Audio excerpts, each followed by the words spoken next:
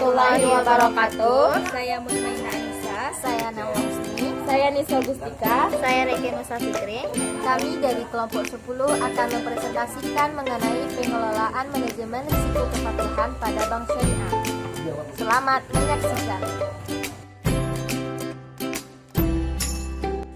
Assalamualaikum warahmatullahi wabarakatuh. Saya Nauma akan mempresentasikan mengenai pengertian dari risiko kepatuhan itu. Risiko kepatuhan adalah risiko akibat bank tidak mematuhi atau tidak melaksanakan peraturan perundang-undangan dan ketentuan dari regulator yang berlaku atau tidak memenuhi prinsip syariahnya. Risiko reputasi itu juga disebut dengan dimana risiko adanya kepercayaan dari klien bank itu, bank syariah itu sudah rusak karena adanya tindakan atau kelakuan yang tidak bertanggung jawab dari manajemennya tersebut. Reputasi ini adalah risiko di mana hanya ada karena perbuatan yang tidak bertanggung jawab dari institusi yang dapat mencemari reputasi bank syariah lainnya. Publisitas yang negatif memiliki dampak yang signifikan pada saham pasar institusi itu, keuntungan dan likuiditasnya. Satu kasus kegagalan dari satu institusi dapat memberikan nama yang buruk kepada semua institusi yang mungkin saja tidak terlibat atau tindakan tidak bertanggung jawab tersebut. Selanjutnya, pengertian dari risiko kepatuhan itu adalah risiko yang antara lain disebabkan oleh adanya publikasi negatif yang terkait dengan kegiatan bank atau adanya persepsi negatif terhadap bank tersebut. Itu saya kutip dari buku Prasa tahun 2000. Baiklah, saya Mutmainah Anissa akan melanjutkan pembacaan materi yang berjudul Proses Identifikasi Risiko Kepatuhan. Dalam pedoman penerapan manajemen risiko bank umum, Bank Indonesia menjelaskan proses manajemen risiko kepatuhan yang intinya adalah penerapan manajemen risiko kepatuhan dapat dilakukan melalui proses identifikasi, pengukuran, pemantauan, dan pengendalian risiko serta didukung sistem informasi sebagai berikut. Yang pertama, identifikasi risiko kepatuhan.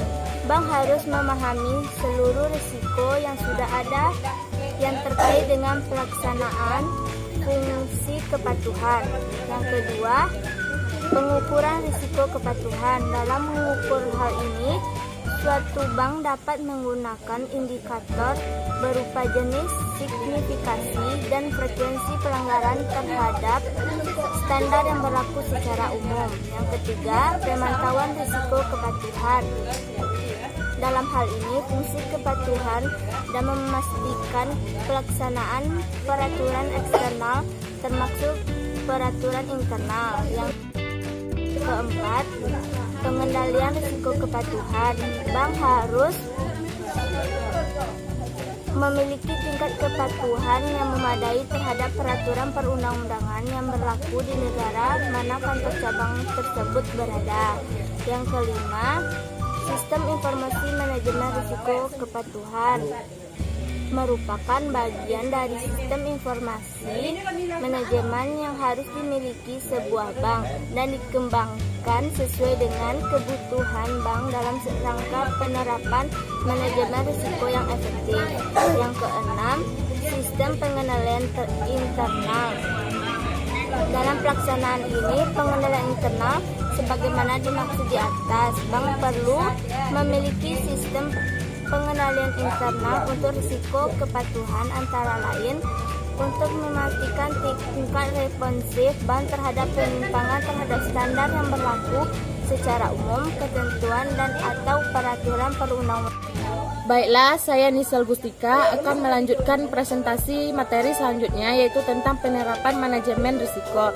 Penerapan manajemen risiko kepatuhan bagi bank secara individual maupun secara konsolidasi lebih kurang mencakup beberapa hal sebagai berikut. Yang pertama, pengawasan aktif Dewan Komisaris dan Dewan Direksi Umum.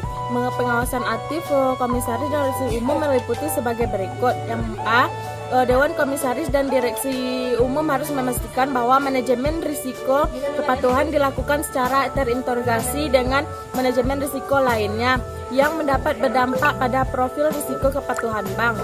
B. Dewan Komisaris dan Direksi harus memastikan bahwa setiap permasalahan kepatuhan yang timbul dari diselesaikan secara efektif oleh satuan kerja terkait dengan dilakukan monitoring atas tindakan perbaikan oleh satuan kerja kepatuhan. Yang kedua yaitu organisasi manajemen risiko bank harus memiliki tanggung jawab, yaitu sebagai berikut. Yang pertama, membuat langkah-langkah dalam rangka mendukung terciptanya budaya kepatuhan pada seluruh kegiatan usaha bank pada setiap jenjang organisasi. Yang B, memiliki program kerja dan melakukan monitoring dan pengendalian terkait manajemen risiko organisasi. Yang C, menilai dan mengevaluasi efektivitas, kecukupan dan sesuai kebijakan sistem dan prosedur yang dimiliki oleh bank dengan melakukan upaya-upaya untuk memastikan bahwa kebijakan, ketentuan sistem, prosedur serta kegiatan usaha bank telah sesuai dengan Bank Indonesia dan peraturan perundang-undangan yang berlaku.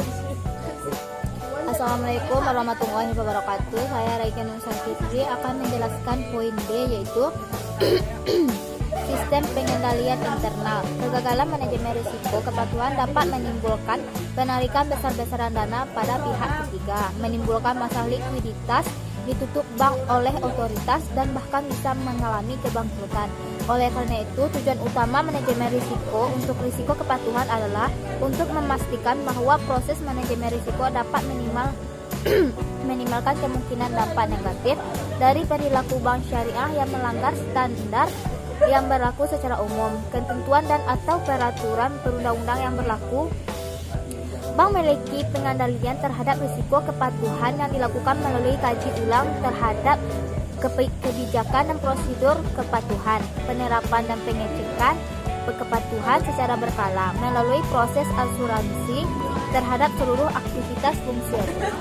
Beberapa faktor yang dinilai dapat meningkatkan eksposur risiko kepatuhan antara lain adalah: 1.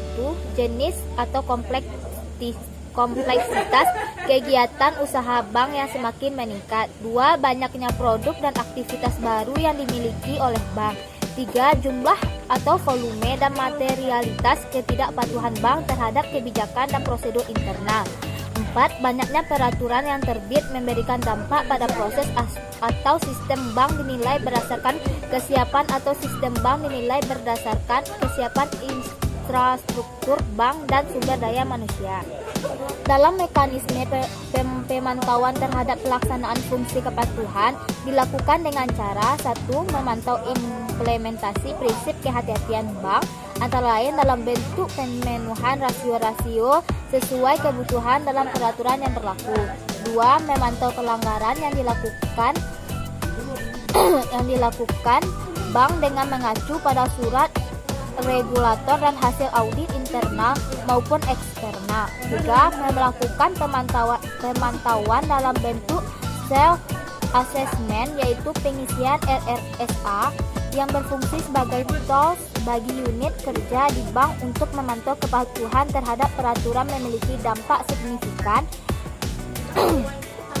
Dalam sistem pengendalian internal, fungsi kepatuhan merupakan serangkaian tindakan atau langkah-langkah yang bersifat preventif atau ex ante untuk memastikan bahwa kebijakan, tentuan, sistem dan prosedur serta kegiatan usaha yang dilakukan oleh bank telah sesuai dengan ketentuan Otoritas Jasa Keuangan Bank Indonesia dan peraturan perundang-undangan yang berlaku. Oleh karenanya, Divisi Compliance telah menetapkan beberapa strategi untuk mengoptimalkan fungsi kepatuhan, yaitu: 1. Menjadi mitra terpercaya bagi unit bisnis dan fungsi pendukung lainnya.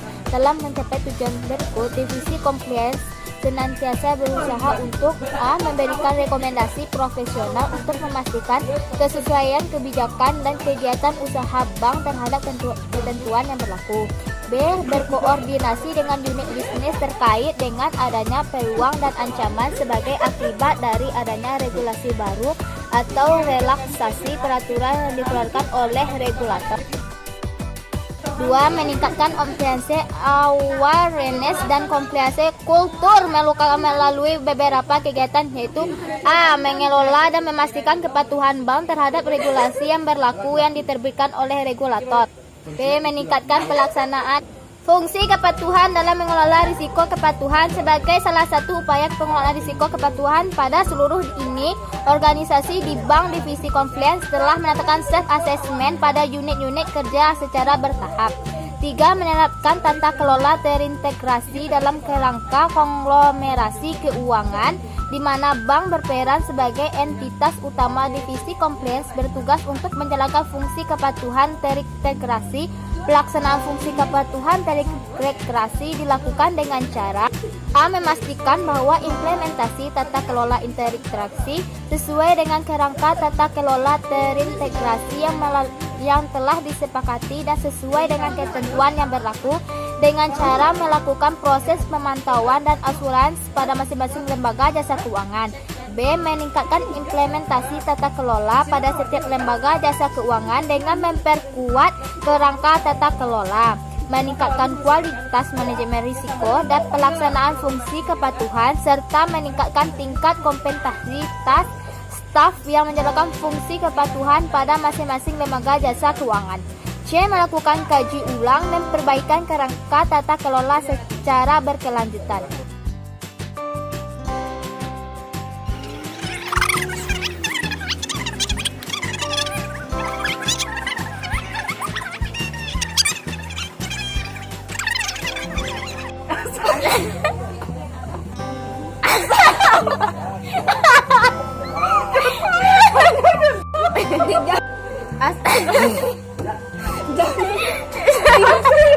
Assalamualaikum warahmatullahi wabarakatuh. Lisel berang emang apa?